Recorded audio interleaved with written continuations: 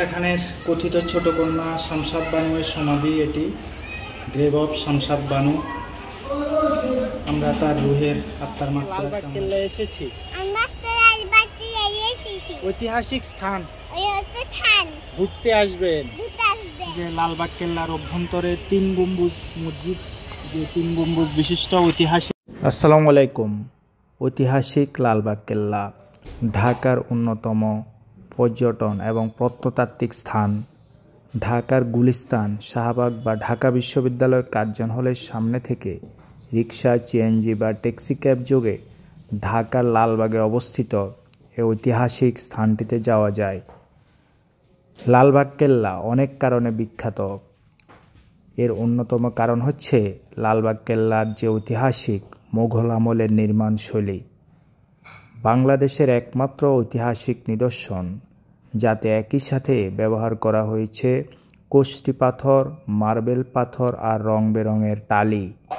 লালবাগ কেল্লা ছাড়া বাংলাদেশের আর কোনো ঐতিহাসিক নিদর্শনে এমন কিছু সংমিশ্রণ পাওয়া যায়নি আজ পর্যন্ত। প্রায় প্রতিদিন হাজারো দেশি বিদেশি দর্শনার্থীর পদচারণায় মুখরিত হয় ঢাকা। আসসালামু আলাইকুম। আমরা আছি ঐতিহাসিক লালবাগ কেল্লায়। আজকে আমার মেয়েকে নিয়ে লালবাগ কেল্লা আমরা ঘুরবো। কেন আম্মু? কত কিছু দেখবো, তাই না? শুধু সুন্দর, কত আমরা দেখবো। আমাদের সাথে থাকুন সবাই। শীতকালে লালবাগ কেল্লা হয়ে ওঠে যেন আরও সৌন্দর্য, আরও মাধুর্যময়। শুরুর দিকে এই কেল্লার নাম ছিল কেল্লা আওরঙ্গাবাদ, যদিও স্বাভাবিকভাবে আমাদের মনে হতে পারে ঢাকার লালবাগে অবস্থিত বলে এর নাম লালবাগ কেল্লা করা হয়েছে, যদিও এ ধারণাটি ভুল নয়। লালবাগ কেল্লা নির্মাণের গৌরবোজ্জ্বল ইতিহাস রয়েছে।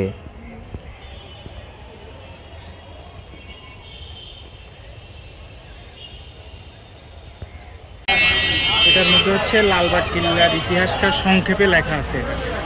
এটা সম্রাট আওরঙ্গজেবের পুত্র শাহজাদা আজম 1678 খ্রিস্টাব্দে প্রাসাদ দুর্গের নির্মাণ কাজ শুরু করেন, আর পরবর্তীতে 1684 খ্রিস্টাব্দে এটা শায়েস্তা খানের শাসনামলে অসমাপ্ত থেকে যায়।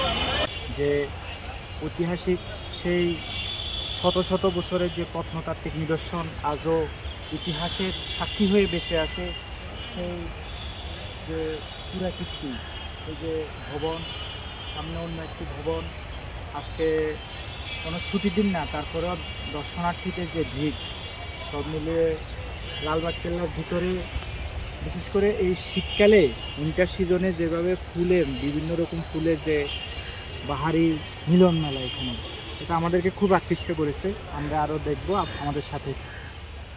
প্রকৃতপক্ষে লালবাগ কেল্লার অভ্যন্তরে মূল 3টি স্থাপনা রয়েছে। প্রথমটি হচ্ছে কেন্দ্রস্থলের দরবার হল হাম্মামখানা, দ্বিতীয়টি হচ্ছে পরিবিবির সমাধি, তৃতীয়টি হচ্ছে উত্তর পশ্চিমাংশের শাহী মসজিদ। হ্যালো,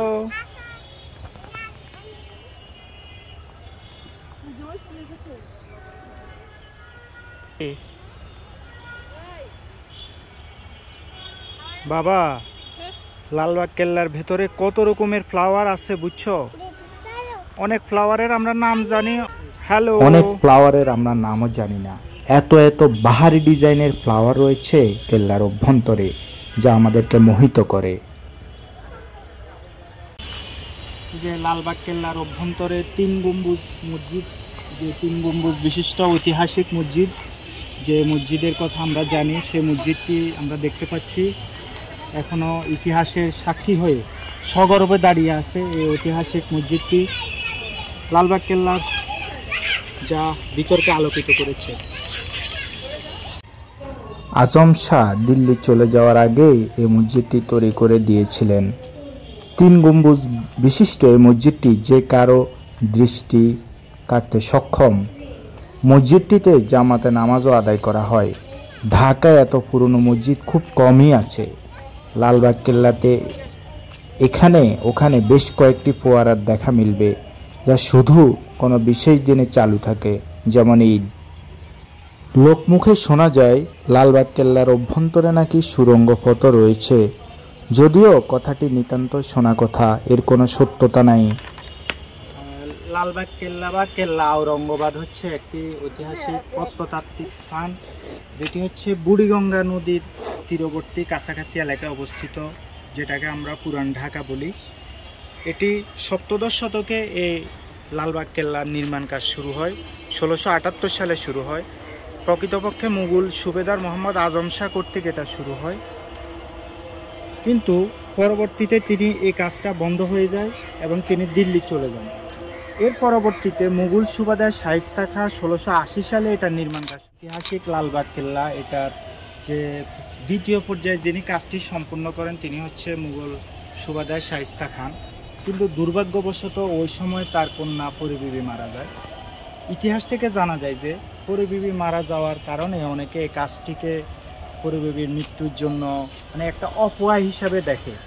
যদিও ইতিহাসের নিরিখে সত্য মিথ্যা এখন আর আমাদের এভাবে যাচাই করা সম্ভব না। সঙ্গত কারণে পরিবিবি মারা যাওয়ার পরে শায়েস্তা খানের যে আদরের কন্যা পরিবিবিকে লালবাগ কেল্লার অভ্যন্তরে দাফন করা হয় এবং তার সমাধিটি লালবাগ কেল্লার ভিতরে আছে। আমরা একটু পরে আপনাদেরকে দেখানোর চেষ্টা করব। সব মিলিয়ে বাংলাদেশের যে মুঘল আমলের ষোড়শ সপ্তদশ শতাব্দীর যে কয়টি প্রাচীন নিদর্শন আছে তার মধ্যে ঐতিহাসিক লালবাগ কেল্লা অন্যতম। এটার নামকরণ নিয়েও আমাদের অনেকের মাঝে মতভেদ আছে। তবে যে এলাকায় লালবাগ কেল্লা অবস্থিত এলাকা ঐতিহাসিকভাবে এটা লালবাগ, সঙ্গত কারণে ওই লালবাগের কারণে হয়তো লালবাগ কেল্লা নাম দেওয়া হয়েছে। লালবাগ কেল্লার চতুর্দিকে যে দেয়াল এবং সীমানা প্রাচীরগুলো এক কথায় আপনার নজর কাটবে, যেখানে প্রাচীনত্বে ভরা এবং মুঘল স্থাপত্যশৈলীকে নতুন উচ্চতায় নিয়ে গেছে বলে আমাদের মনে হয়। আমাদের পাশে থাকবেন, আমাদেরকে ফলো করবেন, সাবস্ক্রাইব করবেন, আমরা আপনাদেরকে ভালোবাসবো। আমরা আজকে লালবাগ কেল্লা এসেছি, ঐতিহাসিক স্থান, ঘুরতে আসবেন, অনেক মজা হবে। Thank you.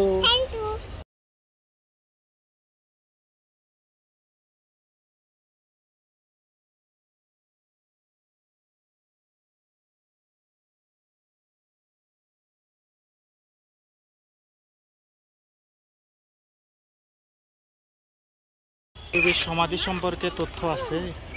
মুঘল সুবেদার শায়েস্তা খানের প্রিয় কন্যা পরিবিবি সমাধিসৌধ হিসেবে পরিচিত। ইতিহাস থেকে জানা যায় শায়েস্তা খানের আদরের কন্যা পরিবিবির মৃত্যুর পর তাকে লালবাগ দুর্গের অভ্যন্তরে সমাহিত করা হয়। আর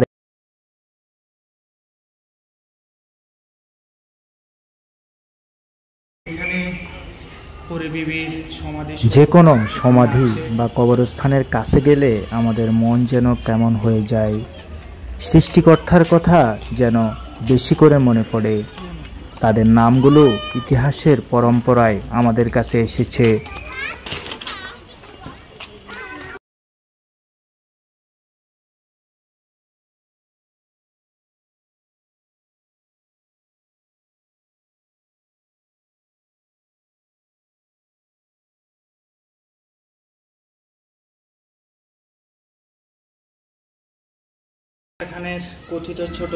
পৃথিবীতে কেউ চিরদিন বেঁচে থাকে না। শায়েস্তা খানও আজ বেঁচে নেই, তার আদরের কন্যা পরিবিবিও বেঁচে নাই। লালবাগ দুর্গের অভ্যন্তরে শুধু তাদের স্মৃতিগুলো রয়ে গেছে। ইতিহাস মানুষকে শিক্ষা দিয়ে যায়। দূর থেকে দেখতে হয়, ভিতরে যাওয়া যায়নি। এটা নিয়ে অনেক ইতিহাস রয়েছে।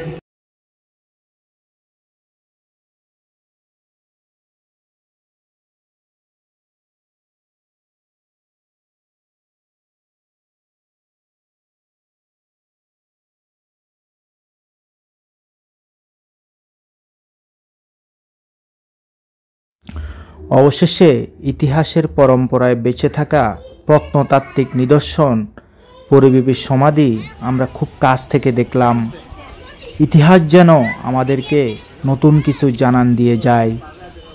ইতিহাস যেন যারা অমর হয়ে থাকে তাদের কথাই আমাদের নতুন করে মনে করিয়ে দিল, পৃথিবীতে কে কাহার, কেউ চিরস্থায়ী নয়।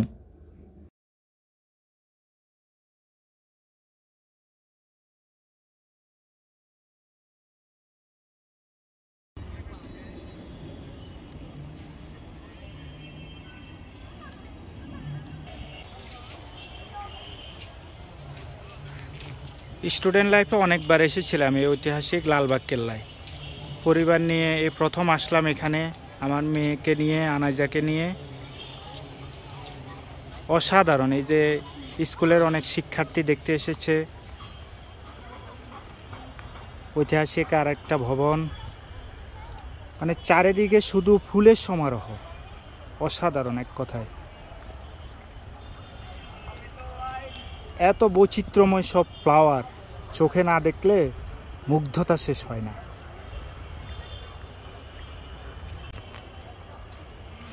ঐতিহাসিক লালবাগ কেল্লার এটা হচ্ছে উপরের অংশের যে ভিউ, এই যে অনেকে ছাদে আছে, ছাদ থেকে ভিউটা আরো সুন্দর দেখা যায়।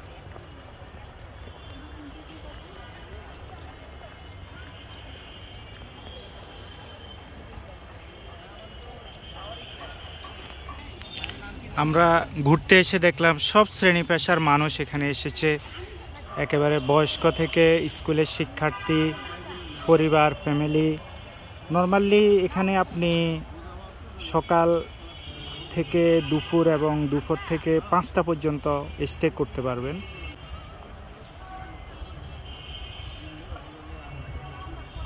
পুরো লালবাগ কেল্লা জুড়ে এরকম অসংখ্য ফুলের থরে বিথরে বাগান আছে। যে একটি সিল উড়ে যাচ্ছে, অসাধারণ। যারা সৌন্দর্য পিপাসু এবং ঘুরতে ভালোবাসেন, ছবি তুলতে ভালোবাসেন, তাদের জন্য ঐতিহাসিক লালবাগ কেল্লা একটি অন্যতম আকর্ষণীয় স্থান।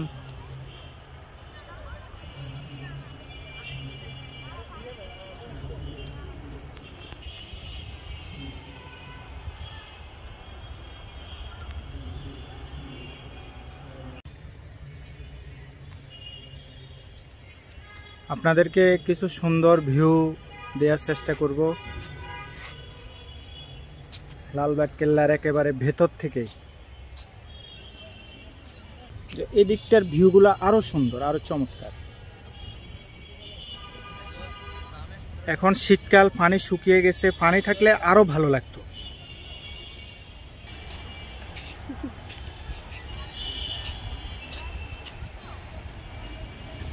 অনেক বড় জলাশয় এটা, যদিও এখন পানি নেই।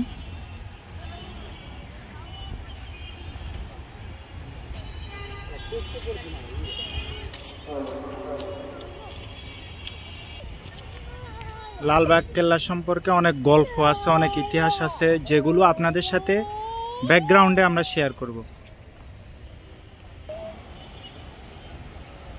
দৃষ্টিনন্দন স্থাপনা বলতে যা বোঝায় সব কিছু এই প্রত্নতাত্ত্বিক স্পটে আছে।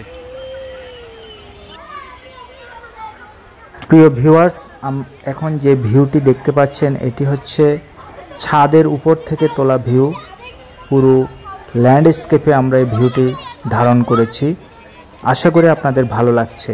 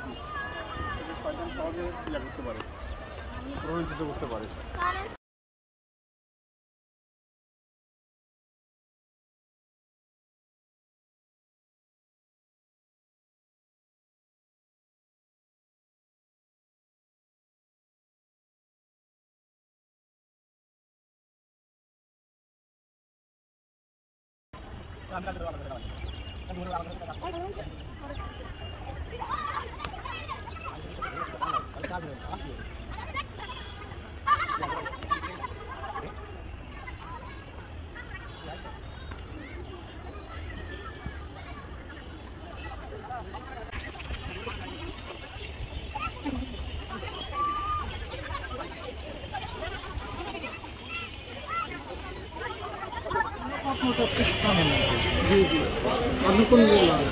নোয়াখালীর আছে? নোয়াখালীটা কোন বিভাগের? চট্টগ্রাম বিভাগে তো এরকম একটা বইয়ের দিতে এরকম। হ্যাঁ, এই আপনার কাছে নাই নাকি? এমনি ছোট নাই এরকম?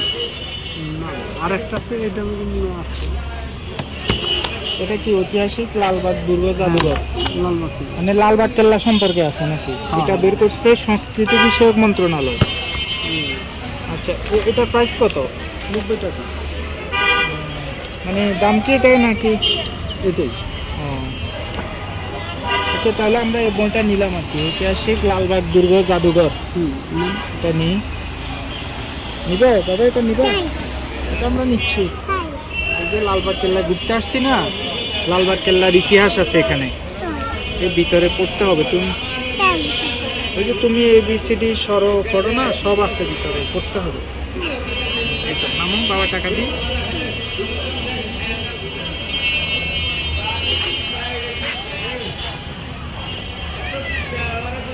টাকা দিয়ে দাও আঙ্কেল।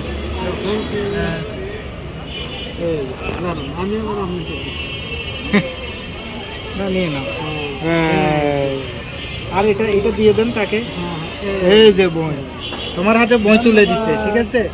পড়েন, বাসায় যা পড়েন। অবশেষে আমরা নিয়ে যাবো, কেমন?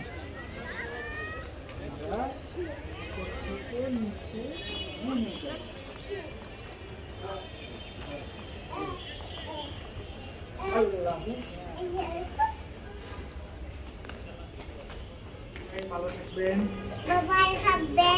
আমরা আজকের মতো লালবাগ কেল্লা অভিযান শেষ করলাম।